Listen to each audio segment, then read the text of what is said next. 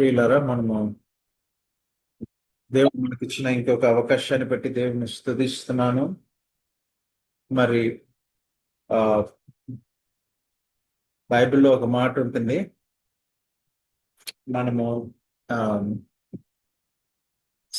సంవత్సరాలు గతించి అప్పుడు ఆ మీరు దినాల్ని నూతన పరచండి అనేసి.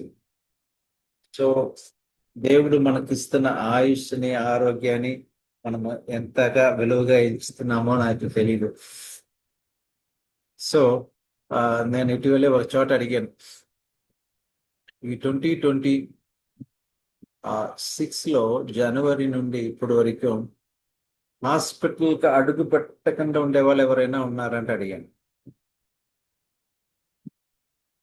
ఓకే, హాస్పిటల్కి డిఫరెంట్ పర్పస్ కోసం వెళ్ళేది వేరు. ఆ మీకు ఏమైనా అక్కడ వేరే పని ఉంటే వెళ్ళటం వేరు, లేదంటే ఎవరైనా కలవటానికి వెళ్ళటం వేరు. నేను అడిగింది యాజ్ ఎ పేషెంట్, అందుకు చాలా తేడా ఉంటుంది. ఓకే, ఇప్పుడు అదే ప్రశ్న అడిగినా మీలో కొంతమంది చేతులు ఎత్తుతారు, కొంతమంది నేను వెళ్ళనే లేదు బ్రదర్ అంటారు. సంతోషం, వెళ్ళని వాళ్ళ గురించి దేవుని స్తుతించాలా. కానీ మీకు తెలుసా ఏమో, చాలా మంది ఉదయం లేవగానే వాళ్ళ వాళ్ళ దేవుళ్ళ దగ్గర వాళ్ళు చేసే మొట్టమొదటి ప్రార్థన ఏమిటంటే, మీరు నేను ఆ హాస్పిటల్కి వెళ్ళాలో వాళ్ళ బెడ్ని, రూమ్స్ని నింపాలి. సో చాలా మంది వాళ్ళ వాళ్ళ దేవతలకు ప్రార్థన చేసుకుంటున్నారు. కానీ దేవుని కృపను బట్టి మనము ఇట్లా ఉంటున్నాము. కృతజ్ఞత భావన అనేది చాలా అవసరం అండి ఈ దినములో. నిన్న నిన్న ట్రంప్ అంటున్నాడు, ఇప్పుడు సమాధానం మేము పీస్ ట్రీటీ పెట్టాం కాబట్టి henceforth oil will flow అంటున్నాడు. Ships will flow, oil will flow అంటే ఒక్క దేశం సమాధాన పడినందుకు ఇక ముంట ఆయిల్ కొరత ఉండదు, ఆ ఆయిల్ ప్రవహిస్తుంది. అంటే నేను అనుకున్నాను, మరి జీవము కలిగిన దేవుడు మనతో సమాధాన పడినప్పుడు దేవుని ఆశీర్వాదాలు కానివ్వండి, దేవుని తలంపులు కానివ్వండి తన బిడ్డలకు ప్రవహింపకుండా ఉంటుందా? అది ఎంత గొప్ప సమాధానం. మనము దేవుని దగ్గర సమాధానం అవుతాం.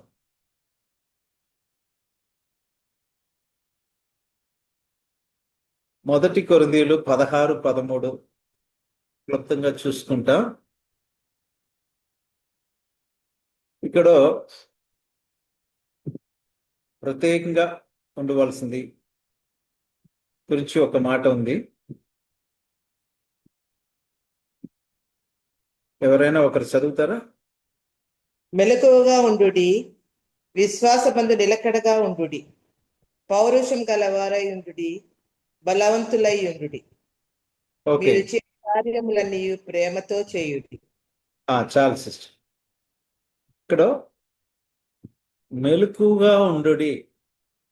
ఓకే, ఎందుకంటే ఆత్మీక జీవితంలో ఎన్నోసార్లు మనకు అలసట వచ్చేస్తుంది. ఓకే, ఆ ఆ మెలకువతనం లేకుండా పోయే అవకాశాలు ఎక్కువ ఉంటున్నాయి. ట్రైన్ నడిపిస్తున్న ఒక సహోదరుడు నా దగ్గర వచ్చినాడు, ప్రార్థన చేయంటే ఎందుకురా బాబు అంటే, ట్రైన్ నడిపించినప్పుడు చాలా నిద్ర వచ్చేస్తుంది అంటున్నాడు. సో చాలా డేంజర్ అది కదా ఒక్కొక్కసారి. సో మెలకుగా ఉండుడి. ఆత్మీక జీవితంలో అలసట ఒక్కొక్కసారి మన ఆ గురిని డైవర్ట్ చేసే సిచ్యువేషన్ చాలా ఉంటున్నాయి. అందుకని మెలకుగా ఉండేవానికి నిద్రపోయేవానికి తేడా ఉంటుంది కదా. సో ఏం జరుగుతుంది అనేది చాలా సార్లు మనము చూస్తాము. ఏదైనా ఒక గ్లాస్ కంటైనర్ అట్లా ఏదైనా ఒక ట్రాన్స్పోర్ట్ చేసినప్పుడు దాని బయట ఒక వార్నింగ్ సైన్ రాస్తారు. ఓకే, హ్యాండిల్ విత్ కేర్, జాగ్రత్తగా దీన్ని హ్యాండిల్ చేయండి అనేసి. ఎందుకంటే అది పగిలిపోయే అవకాశం ఉంటుంది. ఇప్పుడు జీవితంలో మనము ఎన్నో వాటిని చాలా జాగ్రత్తగా హ్యాండిల్ చేయాల్సిందిగా ఉంటుంది. దానికి మెలకువతనం కావాలి. ప్రత్యేకంగా మనుషుల దగ్గర డీల్ చేసేటప్పుడు గ్లాస్ కంటైనర్ కంటే చాలా డెలికేట్ గా ఉంటున్నారు. కొంచెం ఎక్కడైనా కొంచెం తేడా వచ్చేస్తే ఇంక అంతే, తిరిగి చూడరు, ఎంత చెప్పినా వినరు, అర్థం చేసుకోరు. ఓకే? అందుకని చాలా కేర్ఫుల్ గా హ్యాండిల్ చేయాల్సిందిగా ఉంటుంది. మెలకువగా ఉండాలంట. తర్వాత విశ్వాసమందు నిలకడగా ఉండాల. విశ్వాసం అనేది ఒక్కొక్కసారి కొండ మీద ఉంటుంది, ఇంకోసారి లోయ కింద ఉంటుంది. జనరల్ గా అట్లా కాకుండా నిలకడగా ఉండే విశ్వాసం, అది ఆత్మీయ జీవితంలో ప్రతి ఒక్కరూ ఆశించవలసిందే. యేసుప్రభు ఎన్నోసార్లు తన శిష్యులని స్ట్రైట్ గా గద్దించారు, వాళ్ళకి విశ్వాసం లేని దాన్ని బట్టి.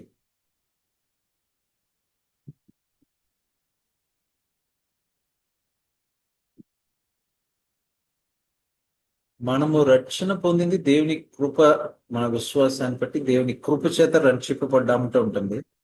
ఆ విశ్వాసాన్ని దయచేసింది కూడా ఆయన, కానీ మనము దాన్ని అభివృద్ధి చేసుకోవాలి. అది ఎప్పుడు అవుతుందంటే మన దేవుని పట్ల మనకున్న నమ్మకం, ఆయన ప్రేమ మీద మనకున్న దృఢ విశ్వాసం, ఆయన వాక్యం. కాబట్టి విశ్వాసమందు నిలకడగా ఉండాలి. పౌరుషము గలవారై ఉండడు. ఇది తెలుగు ట్రాన్స్లేషన్ అంత పర్ఫెక్ట్ గా చెప్పడానికి లేదు, ఎందుకంటే మూల భాషలో పురుషులాగా ఉండాలంటుంది, ఇంగ్లీష్ లో కూడా అట్లే ఉంటుంది. తెలుగులో మొత్తం పౌరుషములా అనే పదాన్ని వాడారు. 14లో ఒక మాట ఉంటుందండి, చాలా ప్రాముఖ్యమైన మాట. అది ఏమిటంటే, మీరు చెయ్యి కార్యములన్నీ ప్రేమతో చేయుడి. మీరు చెయ్యి కార్యములన్నీ కూడా ప్రేమతో చేయండి. ప్రేమ లేకుండా చేయటం అనేది చాలా దారుణమైనది. సంఘంలో ఈరోజు ఉండే పెద్ద కొరత ఏమంటే అది, ముక్కలు ముక్కలు అయిపోతున్నాయి. ఎందుకంటే ప్రేమ లేదు. దేవుని కొరకు ఎది చేసినా దేవుని కొరకు చేయాలనే, దేవుని కొరకు చేస్తున్నామనే ఉద్దేశంతో చేయాలంట. తర్వాత ఆ ప్రేమతో చేయాలి.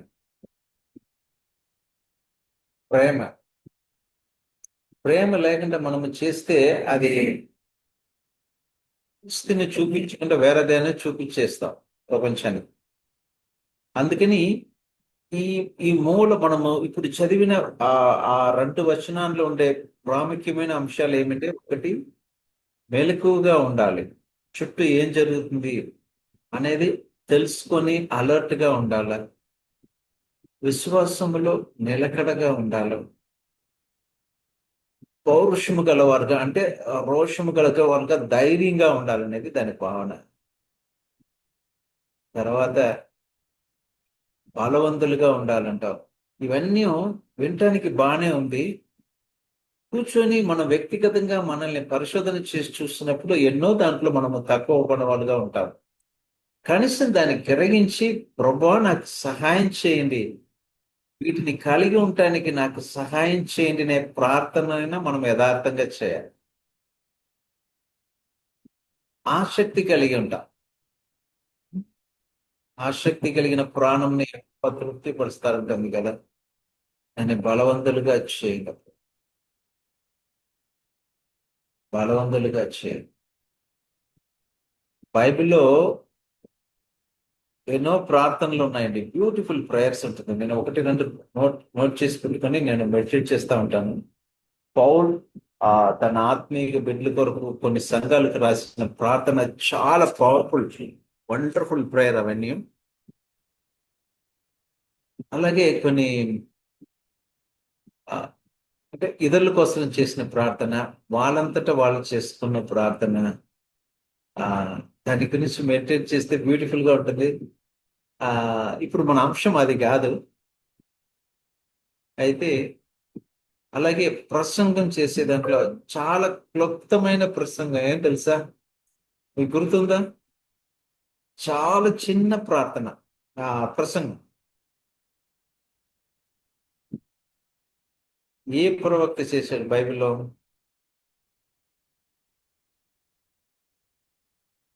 ప్రసంగమే చిన్నది, కానీ దానికి స్పందన మొత్తం విపరీతంగా ఉంటుంది. యానా చేశాడు. ఏమన్నా కరెక్ట్. ఓకే, ఏమిటి చేశారమ్మా? అయ్యో, మీరు చెప్పింది కరెక్టే. ఎవరికైనా గుర్తుంటే చెప్పండి, ఆయన చేసిన ప్రసంగం ఏంటో.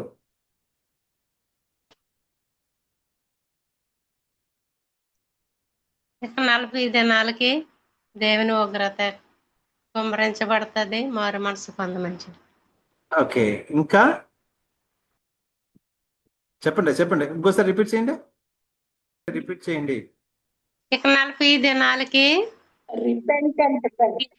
నినివే మీదకి దేవుని ఉగ్రత వస్తుంది, మారు మనసు పొందండి అని ప్రకటన చేస్తుంది. ఎన్ని దినాలకుమా? 40 దినాలండి. 40 దినాలు అంతే. మీరు చెప్పినంత పొడవుగా కూడా అతడు చెప్పలేదు. నినివే నాశనం అవుతుంది. ఓకే, రాజులో నుండి ఆ దేశంలో ఉండే అంటే ఆ ఆవులు గొర్రెలందరూ కూడా ఫాస్టింగ్ ఉన్నారంట ఆ మాట విని. ఎంత బ్యూటిఫుల్! దేవుడు మార్చుకున్నాడు తన తీర్మానాన్ని. అట్లా ఒక వ్యక్తి ఒక ప్రార్థన చేశాడండి. ఆ ప్రార్థన చూడటానికి చాలా సెల్ఫిష్ ప్రేయర్ లాగా ఉంటుంది, కానీ దాని బ్యూటీ ఏమంటే దేవుడు విన్నాడు, దేవుడు ఆ ప్రార్థన ఆలకించాడు. అది బ్యూటీ. ఓకే, ప్రభువా నన్ను ఆశీర్వదించి నా సరిహద్దులను విశాలము చేయండి, నీ హస్తము నాకు తోడుగా ఉండి నాకు ఏ కీడు రాకుండా కాపాడు.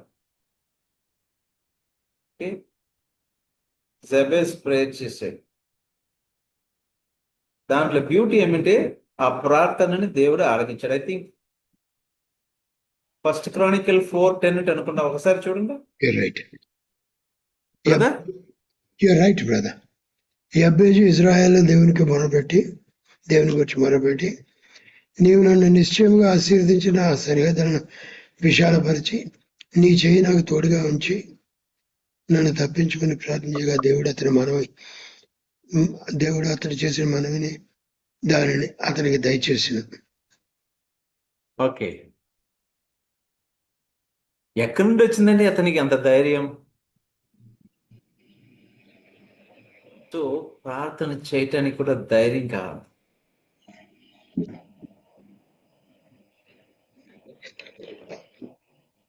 స్ట్రైట్ గా చెప్తున్నాడు,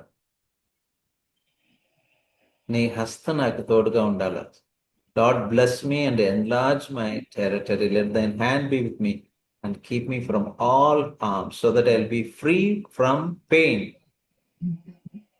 ఎందుకంటే అతని బ్యాక్గ్రౌండ్ గురించి డీప్ గా ఇవ్వలేదండి బైబిల్, ఎందుకో. కానీ ఆ ముందు కోసం చదివితే అతని తల్లి, మరి అతని బ్యాక్గ్రౌండ్ స్టోరీ ఏంటో తెలియట్లే. మా తల్లి చాలా బాధలు అతనికి అనిందంట.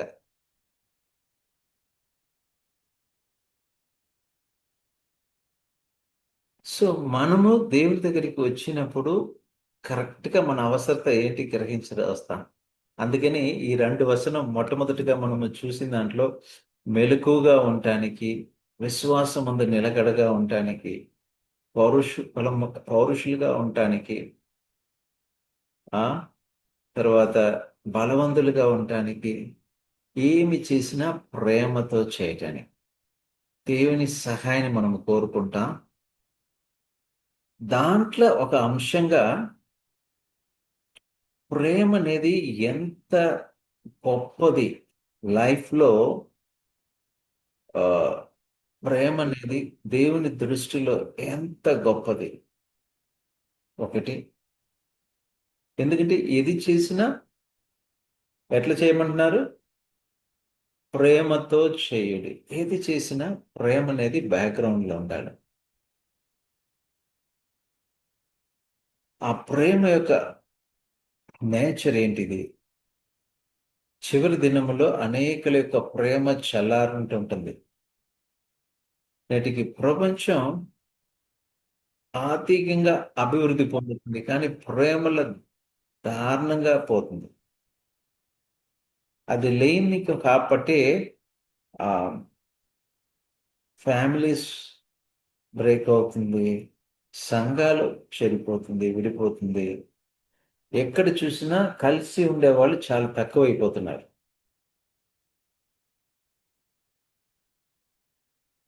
మనం లెక్క పెట్టేయచ్చు ఎన్నోసార్లు మనం విక్టమైజ్ అయ్యాం. కాబట్టి దేవుని కృప, దేవుని ప్రేమ మనలో ఉండాలి. నేను చెప్తా ఉన్నాను ఒక చోట, అంటే దేవుని దగ్గరికి వచ్చిన తర్వాత నేను ఇంకా ఫలానా వ్యక్తి దగ్గర మాట్లాడము అని చెప్పటం అనేది ఇట్ ఈస్ వెరీ ఆక్వర్డ్. ఎవరైనా కానివ్వండి, నేను ఫలానా వ్యక్తి దగ్గర మాట్లాడను అనే పదం ఎందుకు మన నోటి నుండి రావాలో? డిఫరెన్స్ ఎన్నో ఒపీనియన్ ఉండొచ్చు.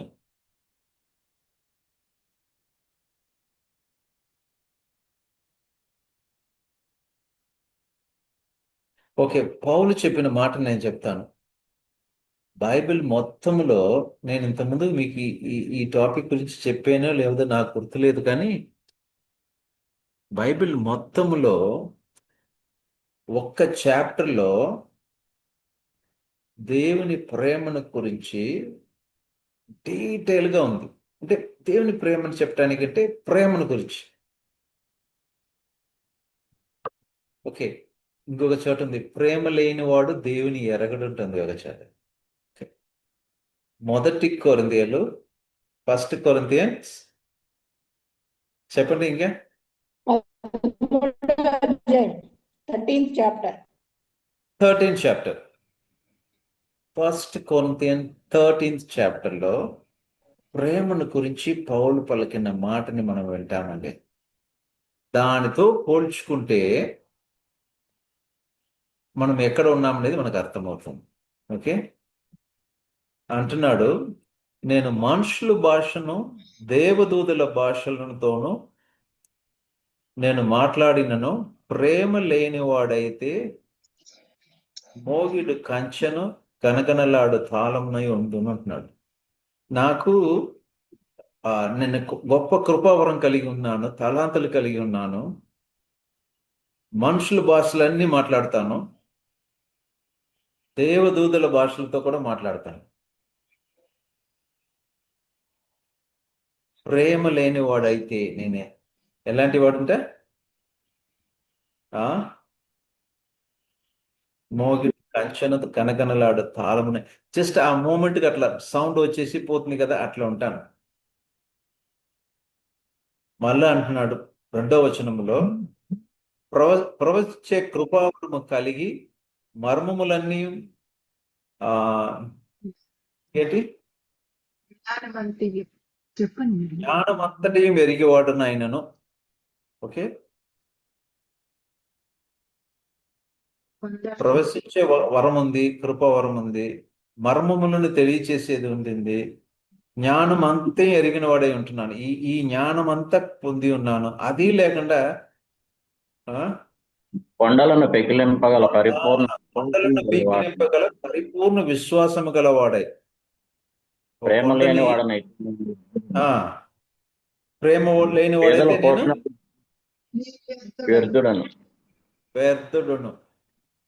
వ్యర్థుడు నేను.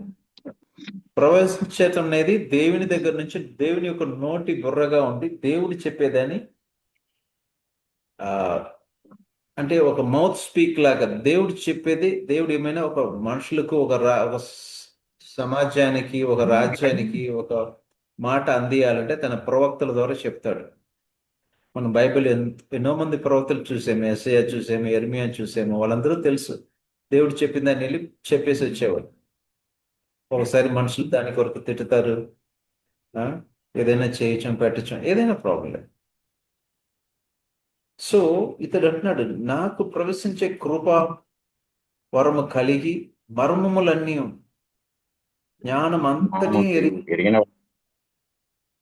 ఎరిగిన వాడనైనను కొండలను గల పరిపూర్ణ విశ్వాసం గలవాడనైనను ప్రేమ లేని వాడనైతే నేను వ్యర్థుడను. అది కొండలను పీకలింపగల పరిపూర్ణ విశ్వాసము గలవాడు. సో విశ్వాసములో చాలా గొప్పవాడుగా ఉన్నాడు. మనం పైకి చూసే విశ్వాసములో నిలకడగా ఉండాలనేసి, ఇక్కడ ఇతనికి ఉండే విశ్వాసం ఎంత ఉంది అంటే అంత గొప్ప విశ్వాసం, కొండలనే పీకేస్తుంది. ఆయనను నేను వ్యర్థుడు అంటున్నాడు. ఎందుకు వాడు వ్యర్థుడు అవ్వాలా? ఇంత గొప్ప కార్యం చేసిన వాడు దేవుడు లేకుండా చేసేవాడా? మీకు ఒకటి అడుగుతున్నాను, మీరు చెప్పండి. బైబిల్లో ఒక ఎగ్జాంపుల్ చెప్పారు. యేసు చివరి దినం అందుంటో కొంతమంది కుడివైపు నిలబడతారు, కొంతమంది ఎడవైపు నిలబడతారు. అప్పుడు ఒకరు అంటారంట, ప్రభువా నీ నామములో మేము దయ్యములు వెళ్ళగొట్టాము, స్వస్థత ఇచ్చాము, ఇది చేసాము, అది చేసాము, అది అన్ని చెప్తారు, ఇవన్నీ చేసేమంటారు. అప్పుడు ప్రభు ఏం జవాబు ఇచ్చారు వాళ్ళకు? మీరు ఎవరో నాకు తెలియదండి. ఎందుకు అట్లా అన్నాలమ్మా? నేను మిమ్మల్ని అడుగుతున్నాను, మీరు చెప్పండి. ఇప్పుడు దయ్యం వెళ్ళగొట్టింది యేసుప్రభు నామంలో వెళ్ళగొట్టాడు. రోగిని ప్రభు చిత్తాన్ని చేయాలి. ప్రభు చిత్తాన్ని చేసిన వాడే పరలోక రాజ్యం వెళ్తాడు. ప్రభు అని ప్రతివాడు పరలోక రాజ్యం చేరడు.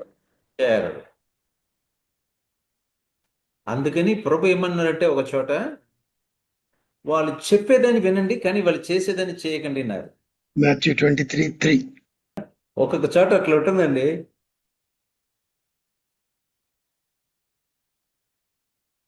వాళ్ళు చెప్పింది వినండి కానీ వాళ్ళు చేసేది చేయకండి అంటారు. ఇంకా ఒక మెట్టు పైకి వెళ్ళాలంటే, పౌలు పరిచర్య చేసే సమయంలో కొంతమంది అసూయతో మొదలు పెట్టారు పరిచర్య.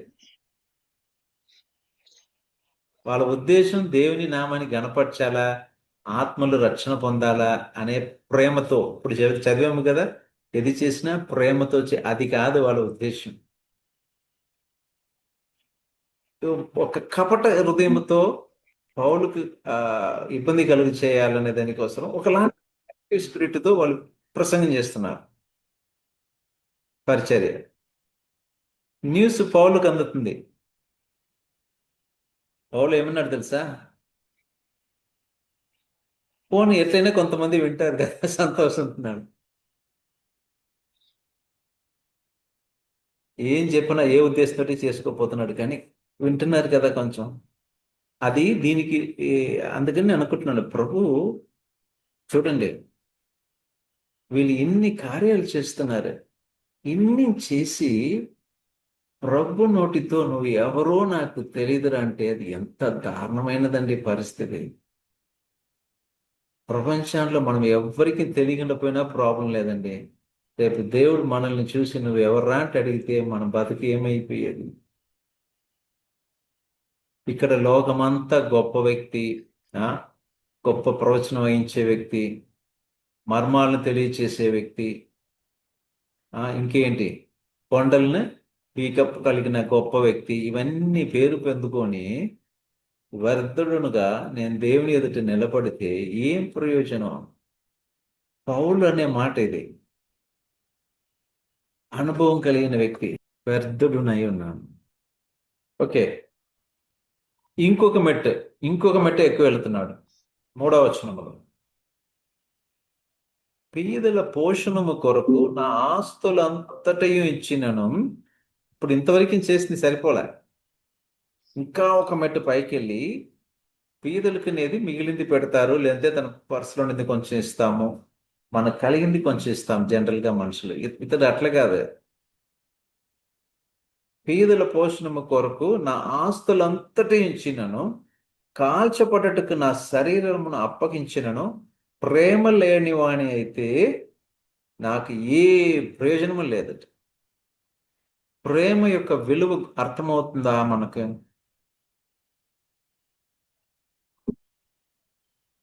శరీరాన్ని కాల్చడానికి అప్పగించుకున్నాడండి. నేను ఎప్పుడెప్పుడైతే బైబిల్ ముట్టుకుంటానో చాలా సార్లు నేను టిండేల్ని జ్ఞాపకం చేసుకుంటాను. ఆయన జస్ట్ ఇంగ్లీష్ బైబిల్ని ఇంగ్లీష్లో ట్రాన్స్లేషన్ చేయడానికి ఆయన పెట్టి కాల్ చేశారు మన బిషప్స్.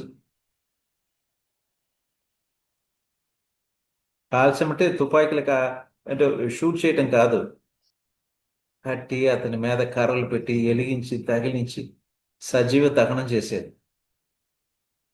ఒక జీవము కలిగిన వ్యక్తిని చనిపోతే మన ఊర్లో కాల్స్తారు కదా, అట్లా అతను చేసిన నేరం అంతా ఒకే ఒకటి, హెబ్రాయ భాషల్ని ఇంగ్లీష్ భాషకు తర్జుమా చేశాడు. పౌలు అంటున్నాడు, ఒక్కవేళ కాల్చపట్టకు నా శరీరమును అప్పగించినను ఏ ప్రయోజనం లేదంటున్నాడు. అప్పుడు ప్రయోజనం అంటే ఏంటి? ప్రేమ కలిగి ఉండండి. దేవుడు ప్రేమ కలిగినది. ప్రేమ లేనివాడు దేవుని ఎరగడు. లేదండి నేను బ్యాచిలర్ ఆఫ్ థియాలజీ చేశాను, మాస్టర్ ఆఫ్ డివినిటీ చేశాను, పిహెచ్డి చేశాను, థియాలజీ చేశాను, ఇన్ని సంఘాలు కట్టాను, ఇంతమంది రోగుల్ని స్వస్థపరిచాను, మీరు ఈ లిస్ట్ ఏదైనా వేసుకోండి. చివరికి పౌలు ఒకే ఒక మాటలో దాన్ని కన్క్లూడ్ చేస్తాడు, ప్రేమ లేని వాడైతే నువ్వు వ్యర్థుడు రా అంటాడు.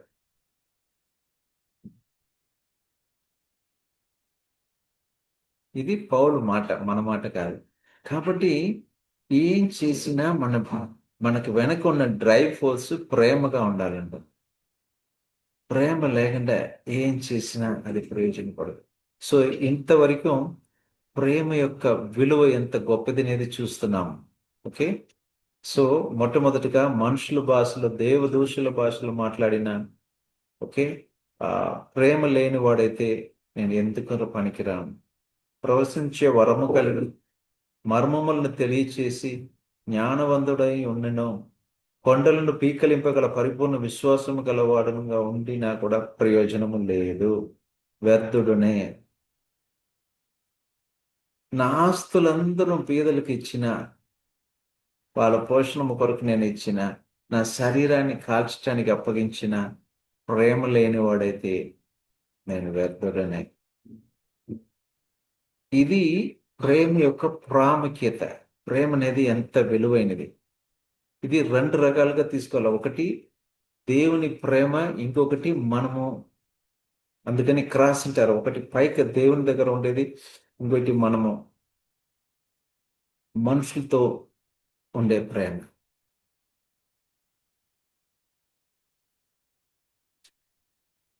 తర్వాత అంటున్నాడు ప్రేమ యొక్క నేచర్ ఎలాంటిది, ప్రేమ యొక్క సుగుణాలు ఎలాంటిది, ప్రేమ అనేది కనుక ఉంటే అది ఎలా ఉంటది.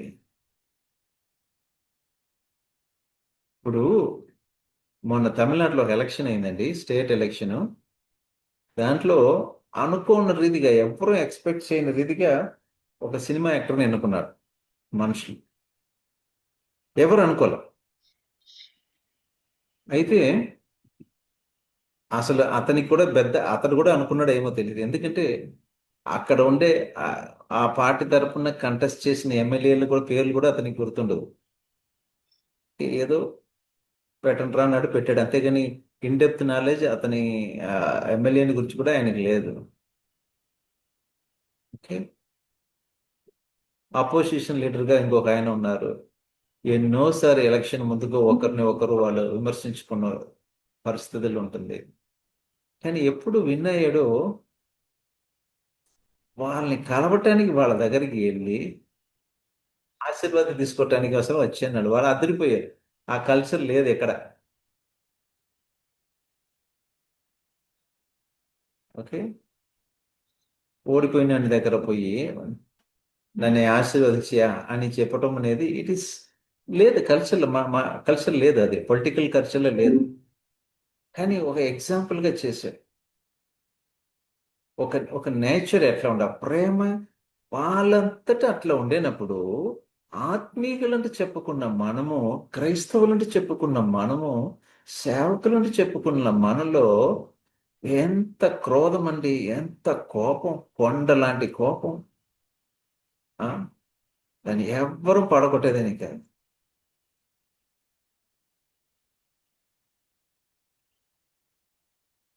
అలాంటి వాళ్ళు లోకస్తులే వెళ్ళి హలో చెప్పుకుంటున్నారు, విష్ చేసుకుంటున్నారు. మనకేం వచ్చింది?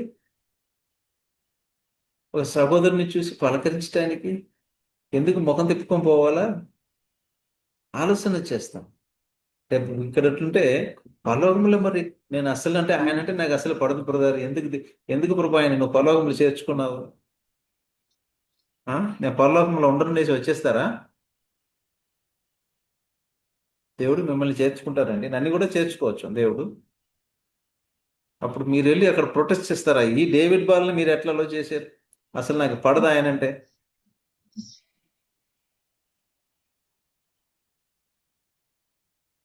నేచర్ ప్రేమ యొక్క సుగుణాలు ఏంటంటే 4వ వచనం నుండి రాస్తున్నాడు చూడండి.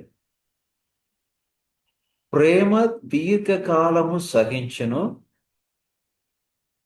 దయ చూపించును, ప్రేమ మచ్చరపడదు, ప్రేమ డంబముగా ప్రవర్తింపదు, అది ఉప్పొంగదు, అమర్యాదగా నడవదు, స్వప్రయోజనం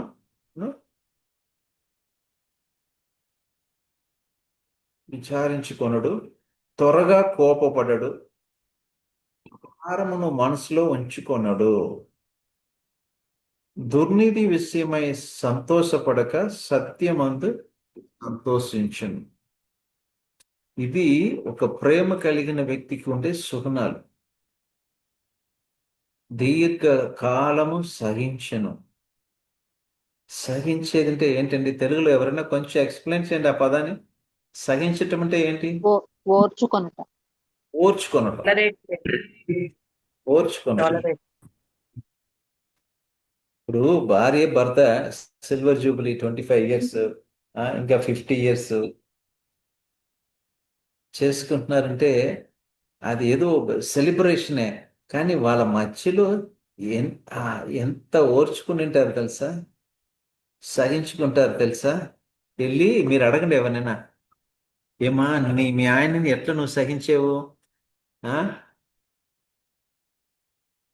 నీ భార్యను నువ్వు ఎట్లా భరించేవురా అని అడిగితే నేనేం చేయలేదే అంటాడు. ఎందుకంటే ఆ ప్రేమ ఉన్నప్పుడు అది ఆటోమేటిక్గా వచ్చేస్తుంది. అది భరించేనట్లే కనపడదు, సహించేనట్లే కనపడదు. ఎందుకంటే అది దాని నేచరే అది.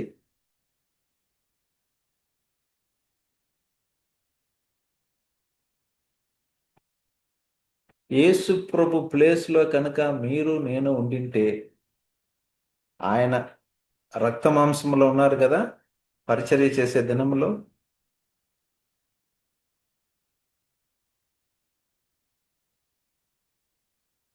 శిష్యులందరినీ మనమే పెట్టి సైతాన్ చేతలు అప్పగించేవాళ్ళం. శిష్యులని వాళ్ళు చేసిన పనులన్నిటికీ.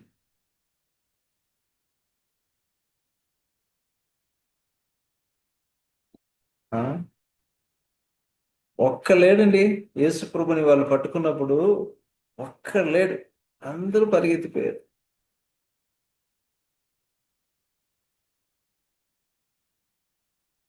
ప్రభు సహించలేదా వాళ్ళని? అన్నాడు మీకు కావాల్సింది ఎవరు? నాన్న కదా, పట్టుకో అన్నాడు ప్రభు. మీరు నాకు అప్పగిచ్చినట్లు ఒక్కటి కూడా నేను పోగొట్టుకోను ప్రభు అంటది వాక్యములో ఉంది. పేరు ప్రభుని అప్పగించాడు, ఆయనను ప్రభు అతని వెంటాడాడు. ప్రేమ ఉంటే ఏ మట్టుకైనా వెళ్తారండి. ప్రేమ విచారకరమైంది ఏమిటి, యవన బిడ్డలకు తల్లిదండ్రుల యొక్క ప్రేమ తెలియలేదు. చాలా మంది డిప్రెషన్కు పోవటం మెయిన్ కారణం ఏమంటే గిల్ట్. ఆ గిల్టీ కాన్షియన్స్ తీయలేకపోయారు. నేను చేయాల్సింది చేయలేదు, గ్రహించవలసినది గ్రహించలేదు. తల్లిదండ్రులు ఎప్పుడు మీ దగ్గర కూర్చుంటారు అనుకోకండి.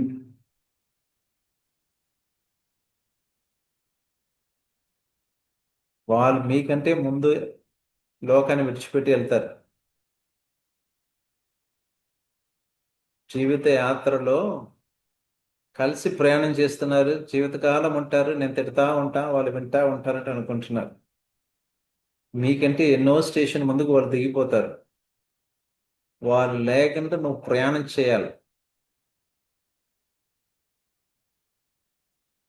మీరు ఎవరైనా చావు బతుకులు ఉండే తల్లిదండ్రుల దగ్గర కూర్చోండి కొంతసేపు, వాళ్ళతోటి సంప్రదించండి, వాళ్ళ మనసుని తెలుసుకోవడానికి ట్రై చేయండి. వాళ్ళు చనిపోతున్నారనే బాధ కంటే పిల్లలు ఎట్లా ఉంటారనే బాధతోనే వాళ్ళు ఎక్కువ ఉంటుంది.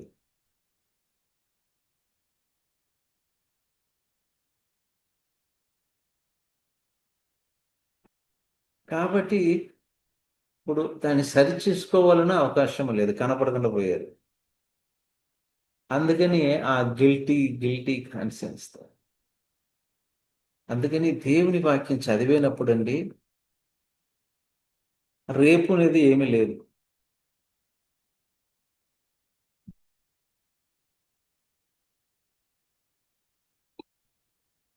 ఈ రోజే రక్షణ దినమన్నారు.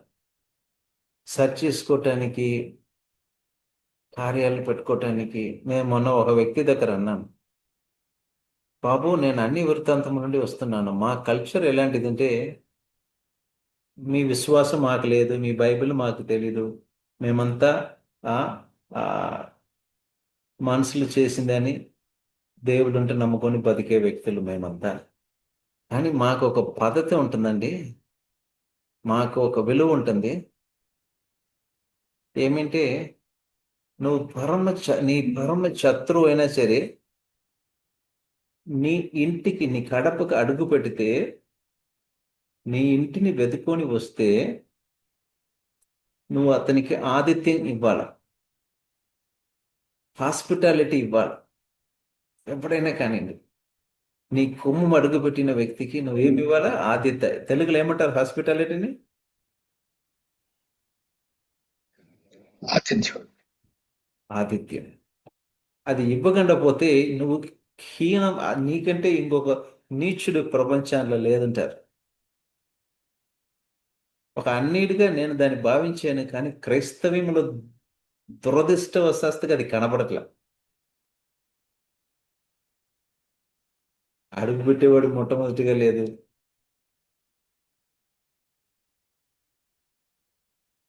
ప్రేమ యొక్క నేచర్ అండి అది. సహించును. ఎంతకాలం సహించును? అందరూ అడిగే ప్రశ్న. మీరు ఎవరిదన్నా మాట్లాడితే కొంచెం ఓర్చుకోండి అంటే ఏమంటారు తెలిసిన నెక్స్ట్, ఎంతకాలం వెళతారు? చదవండి మీరు. శాశ్వత కాలం ఓర్చుకోవాలి. లేదు, మా 4వ వచనం చదవండి. పౌలు ఏమంటారో, పౌలు గారి మాటనే వింటాం. 1 కొరింథీయులు 13:4 చదవండి. ప్రేమ దీర్ఘకాలము సహించును, దీర్ఘకాలము సహించును, దయ చూపించును, దయ చూపించును, ప్రేమ మత్సరపడదు, ఆశ్చర్యపడదు, ప్రేమ డంబముగా ప్రవర్తింపదు, డంబముగా ప్రవర్తించదు, అది ఉప్పొంగదు, పొంగదు, అమర్యాదగా నడవదు,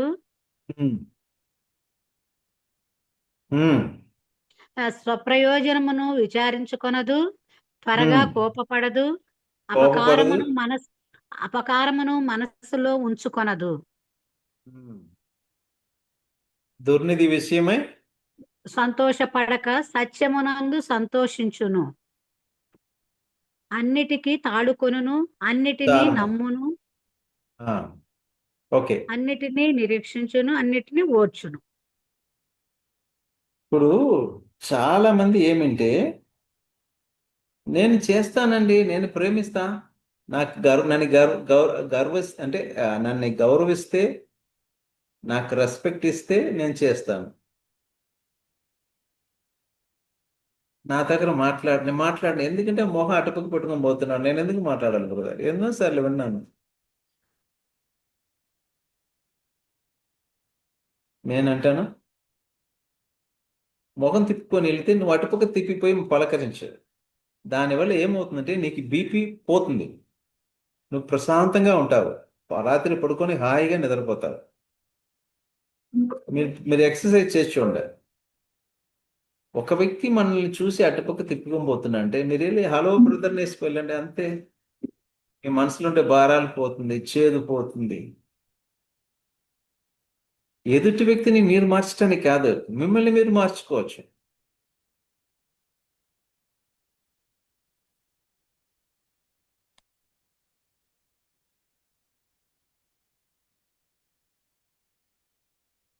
తర్వాత 10వ వచనానికి రండి. 10, 11 చదవను. పూర్ణమైనది వచ్చినప్పుడు పూర్ణము కానిది నిరర్ధకమగును. నేను పిల్లవాడునై ఉన్నప్పుడు నేను పిల్లవాడునై ఉన్నప్పుడు పిల్లవాని వలె మాట్లాడి తిని, పిల్లవాని వలె తలంచి తిని, పిల్లవాని వలె యోచించి తిని. మీ ఇంట్లో ఎవరైనా చిన్న పిల్లలు ఉంటే చూడండి, ఆ ఫేస్ ఎంత బ్యూటిఫుల్ ఫేస్. వాళ్ళ ఆలోచన వేరు, వాళ్ళ తలంపులు వేరు, వాళ్ళ యూహించేది వేరు.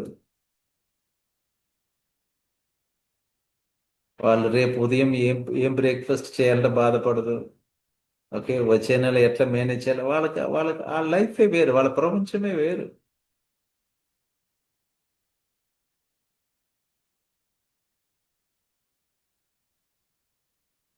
ఒక లేడీ తన బిడ్డని, అంటే ఎదిగే చిన్న బిడ్డని చూస్తే వాడు చాలా పొసెసివ్ నేచర్గా ఉన్నాడు. అంటే తన వస్తువులని ఇతరుని ముట్టుకోనివ్వడు. అలాంటి స్వభావంతో ఎదుగుతా ఉంటే తల్లికి కొంచెం కష్టమైపోయింది. ఇతనికి ఏదైనా సైకాట్రిక్ ప్రాబ్లమా ఏమో తెలియలేదు, అందుకని ఇతని డాక్టర్ దగ్గర తీసుకొని వెళ్ళాలనేసి డాక్టర్ దగ్గర తీసుకెళ్తే ఆ డాక్టర్ అన్నంట, అమ్మా ట్రీట్మెంట్ మీ బాబు కాదు, ఫస్ట్ మీకు ఇవ్వాలని అంట.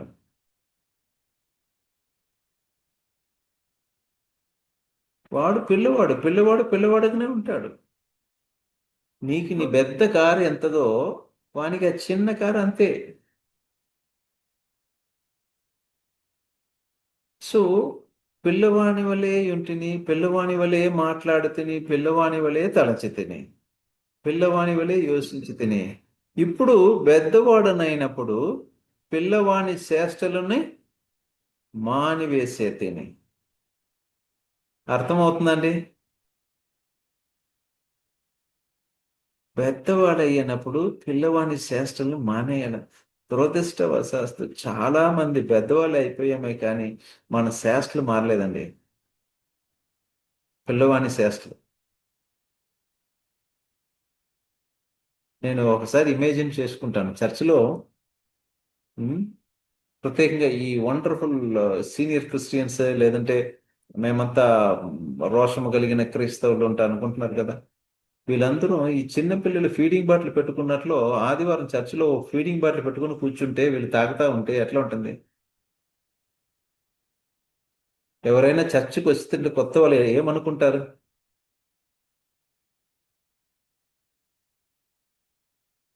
పిల్లవాడి శ్రేష్ఠులు మానేయాలి, పెద్దవాడయ్యే కొలది. పెద్దవాడంటే దేవునితో సంబంధం కలిగి, దేవునితో సంబంధం కలిగి, ఆయన సుగుణాల్లో, ఆయన క్వాలిటీలో, ఆయన నేచర్లో మనం ఎదిగే కొలది ఇలాంటి చిన్న చిన్న పిల్లవాళ్ళని మనసుతో పోవాలి. చివరికి ఒక పెద్ద డేంజరస్ వర్స్ ఉంది, అది చూపించడానికి ముందు ఫిలిప్పీలకు రాసిన పత్రిక 2:5 మీలో కొంతమందికి కంఠస్థం కావచ్చు, ఎవరికైనా వస్తే చెప్పండి. ఫిలిపియన్స్ 2:5.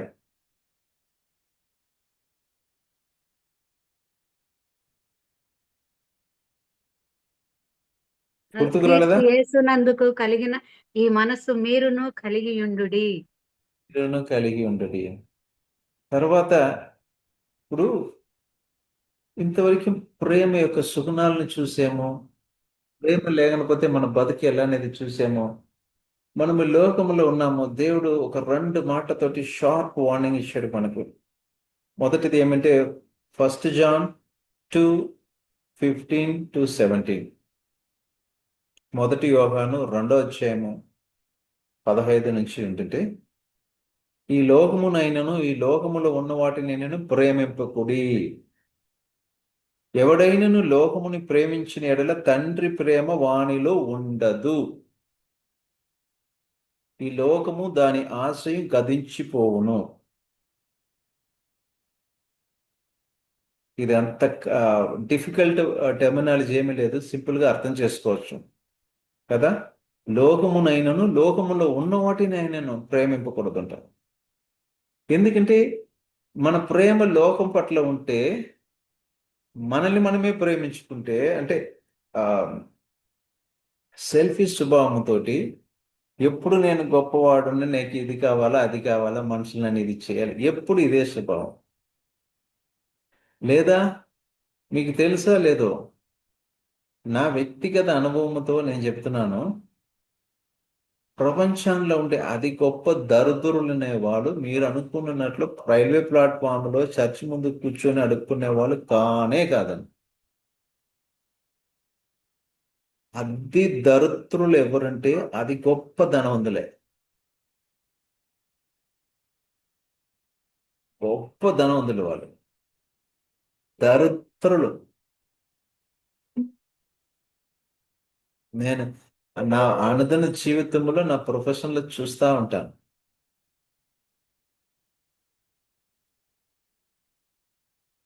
లోకమునైనను లోకములో ఉన్న వాటినైనను ప్రేమింపకుడి అనేది ఒకటి. ఇంకొకటి జేమ్స్ 4:4, ఇది గుర్తుందా ఎవరికైనా? యాకోబు 4:4 కంఠస్థంగా ఎవరికైనా తెలుసా? చదివింటారు కానీ రెఫరెన్స్ గుర్తుండదు. ఓకే, చదవండి. 4:4, యాకోబు 4:4. వ్యభిచారణలారా, ఈ లోకం స్నేహము దేవునితో వైరమని మీరు ఎరుగరా? ఈ లోక స్నేహము దేవునితో వైరమని మీరు ఎరగరా? కాబట్టి ఎవడు ఈ లోకముతో స్నేహం చెయ్యకోరునో వాడు దేవునికి శత్రువు. దేవునికి శత్రువు అయిపోతాం. లోకములో ఉన్న వాటిని ప్రేమించుకొని కూర్చుంటే, లోకములో ఉన్న వాటిని పదం ఎందుకు వస్తుంది? దేవుని కంటే దేని గొప్పగా భావిస్తామో అది మనకి విక్రయం అయిపోతుంది. మీరు ఈ లోకానికి వచ్చినప్పుడు మీరు తెచ్చుకునేది ఏదైనా ఒక్కటి చూపించండి చూస్తాం. నేను పుట్టినప్పుడు ఇది పట్టుకునే చంద్రుడుగా నాకు. మీరు ఈ లోకానికి వచ్చినప్పుడు ఏదైనా తెచ్చారా?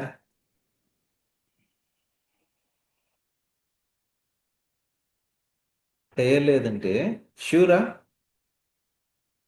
మనం ఈ లోకాన్ని విడిచిపెట్టినప్పుడు ఏమీ తీసుకోపోయేది కూడా కాదు. దేవుని వాక్యంలో ఉండేది, ఇది గొప్ప ఏదో ఫిలాసఫీ కాదు. సో మనం తెచ్చుకునేది ఏమీ లేదు, తీసుకుని పోయేది ఏమీ లేదు. ఎందుకు ఇంత ఆరాటం?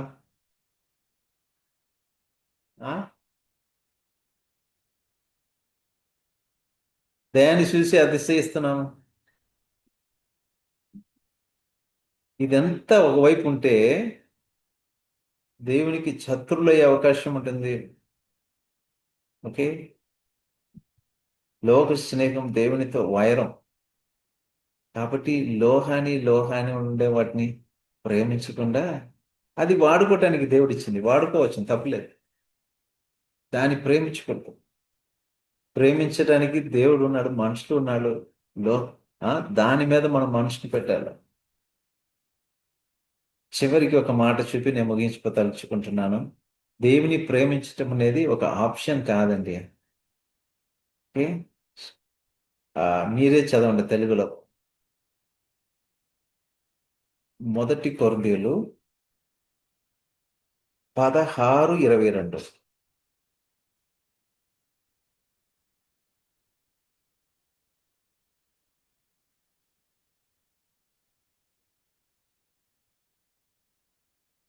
First Corinthians 16:22. ఎవడైనను ప్రభువును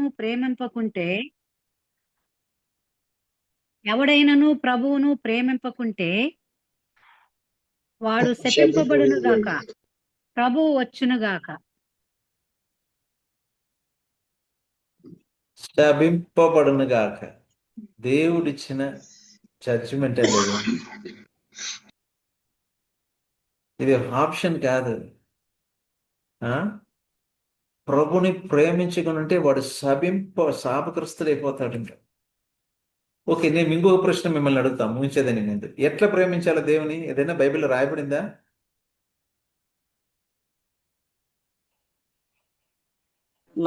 పూర్ణ మనసుతో పూర్ణ వివేకంతో. అది నీ దేవుడైన యెహోవాని చెప్పండి. మీ దేవుడైన యెహోవాని నీ దేవుడైన యెహోవాను పూర్ణ పూర్ణ హృదయంతో పూర్ణ మనసుతో పూర్ణ మనస్సుతో పూర్ణ బలముతో ప్రేమించు. మన అందరికీ ఈ ప్రశ్న వేసుకుంటామండి. ఇప్పుడు ముగించబోతున్నాము. నేను వెళ్ళిపోతాను, ఎందుకంటే నేను కొంతమందిని కలవటానికి వస్తున్నారు. నేను కూడా ప్రశ్న వేసుకుంటాను, ఎందుకంటే నేను ఎప్పుడు చేసినప్పుడు మొట్టమొదటిగా నాకు ప్రశ్నించుకుంటా, లేకపోతే నాకేమీ ఉండదు. నేను అన్నిటికంటే దుర్భాగ్యం అయిపోతాను. అందుకని మొట్టమొదటిది నాకిది. సో మీరు కూడా దీన్ని వేసుకోండి. పూర్ణ హృదయముతో, పూర్ణ మనసుతో, పూర్ణ బలముతో నీ దేవుడైన యెహోవాని ప్రేమించుడంటూ ఉంటుంది. ఎప్పుడైనా మన బలమును ఉపయోగించామా? పూర్ణ హృదయముతో, పూర్ణ మనస్సుతో, పూర్ణ బలముతో. అందుకని ప్రాణమా, దావీదు అంటాడు కదా, దేవుని సన్నిధించుము, అంతరంగములో ఉన్న సమస్తమా. దేవుని ఆరాధించటం, దేవుని స్తుతించటం, దేవుని ప్రేమించటం అనేది ఏదో పార్ట్ టైం జాబ్ లాగా ఏదో కొంచెం చేసుకుంటా, ఏదో కొంచెం కాదండి. దేవుడు మన దగ్గర నుండి కోరేదే అది. మనల్ని మనమే ప్రశ్న చేసుకుంటాం. That is the best thing. Okay, పరిశుద్ధుడైన తండ్రి ప్రభువా, మీ కృప కొరకు ప్రభువా, మీ దయ కొరకు వందనాలు ప్రభువా. మేము ఇంకా నశింపకుండా ఉండటం కేవలం మీ కృప. కాబట్టి ప్రభువా, మేము ఇంకా సజీవులుగా ఉండగానే తండ్రి మీ వైపు చూడటానికి ప్రభువా పూర్ణ హృదయముతో ప్రభువా మేము మిమ్మల్ని ప్రేమించడానికి సహాయం చేయండి. ఎందుకంటే ప్రభువా మీరు మమ్మల్ని అంతగా ప్రేమించారు ప్రభువా. దేవుడు ఈ లోకముని ఎంతో ప్రేమించాడు కాబట్టి తన అద్వితీయ కుమారుని మా కొరకు అప్పగించాడు. తండ్రి మీ సిలువ ప్రేమ ఎదుట ప్రభువా తండ్రి మేము సమస్తాన్ని ప్రభా సమర్పించుకోవటానికి సహాయం చేయండి ప్రభా. ప్రేమ లేని పరిస్థితి ఎంత కరువే ప్రభా, అది మా జీవితాన్ని ఎంత ప్రభా ఎండిపోయేలాగా చేసేస్తుంది. కాబట్టి ప్రభా చివరి దినములో అనేకల యొక్క ప్రేమ చల్లారిపోనుంటే మీ వాక్యంలో హెచ్చరిక ఉంటుంది. ప్రేమ లేని వాడు దేవుని ఎరగడంటూ ఉంటుంది ప్రభా. మేము క్రైస్తవులంటూ చెప్పుకొని, విశ్వాసులంటూ చెప్పుకొని, ప్రభా సేవకులంటూ చెప్పుకొని ఆ ప్రేమ మాలో లేకుండా పోతే ప్రభా, మీ ప్రేమ మొట్టమొదట మా హృదయంలో జీవితంలో లేకుండా పోతే ప్రభా మేము ఆ ప్రేమను ఇతరులకు చూపలేము కదా ప్రభా. పౌలు తండ్రి ఎంత తండ్రి భారముతో దాన్ని రాస్తున్నాడు కదా ప్రభా. నేను కృపావరము కలిగి ఉండను, కొండలను పీకలింపగల విశ్వాసము కలవాడుగా ఉన్నప్పటికీ నా పీదలకు నా పోషణం కొరకు నా ఆస్తులన్నీ ఇచ్చిన, నా శరీరాన్ని కాల్చబట్టడానికి ఇచ్చిన ప్రేమ లేని వాడైతే వ్యర్థుడని అంటున్నాడు. మరి ప్రేమ యొక్క తండ్రి లోతు ఎంత గొప్పది ప్రభా తండ్రి. కాబట్టి ప్రభా మా హృదయాన్ని ఈ రాత్రికాల సమయంలో పరిశోధన చేసుకోవటానికి సహాయం చేయాలి. మా కొరకు ప్రాణం పెట్టి తిరిగి లేచిన యేసు ప్రభుని మేము ఎంత ప్రేమిస్తున్నాము. కాబట్టి ప్రభా ఆ ప్రేమ లేనప్పుడు లోక ప్రేమ లోపలికి వచ్చేస్తుంది. అది దేవునికి వైరమని రాయపడింది తండ్రి. దేవుని ప్రేమింపిన వాడు శాపగ్రస్తుడు అవుతాడని రాయపడింది. కాబట్టి తండ్రి మేము మమ్మల్ని మేమే మోసం చేసుకోకుండా ప్రభా అవసరమైన దాన్ని వెతికి ప్రభా వెంటాడటానికి సహాయం చేయండి. ఆ పూర్ణ హృదయంతో ప్రభా మిమ్మల్ని ప్రేమించే కృప దయచేయండి. దాన్ని బట్టి ప్రభా ఆ ప్రేమను మేము ఇతరులకు కూడా ప్రభా మేము తెలియచేయగలుగుతాము. సహాయం చేయండి. ఈ రోజు తెచ్చిన బిడ్డల కొరకు వందనాలు. ఒక్కొక్కరిని మీరు దర్శించండి ప్రభా. ప్రేమ యొక్క సుగుణాల్లో ప్రభా మాలో కనపడనియండి ప్రభా. దీర్ఘకాలము సగించిన ఒక్క క్షణము కూడా సగించలేని పరిస్థితి ఉంటుంది ప్రభా. ఆన్ ద స్పాట్ లో విడాకులతో ప్రభా మార్నింగ్ మ్యారేజ్ చేసుకొని మరుసటి రోజు విడాకులుతాయి. ఎన్ని పరిస్థితులు మేము చూస్తున్నాం ప్రభా. కానీ అసలైన ప్రేమ ఉంటే అది దీర్ఘకాలము సహించమండి ప్రభా. అలాంటి ప్రేమ మాలో కుమరించండి. వచ్చిన ఒక్కొక్కరిని మీరు పేరు పేరున దర్శించి బలపరిచి ఆశీర్వదించి పంపమని యేసు నామములో వేడుకుంటున్నాము తండ్రి. ఆమేన్. మన ప్రభువైన యేసుక్రీస్తు యొక్క కృప, తండ్రి దేవుని యొక్క ప్రేమ, పరిశుద్ధాత్మ యొక్క అన్యోన్య సహవాసం మనందరికీ ఇప్పుడు ఎల్లప్పుడూ తోడై ఉండును కాక. ఆమేన్.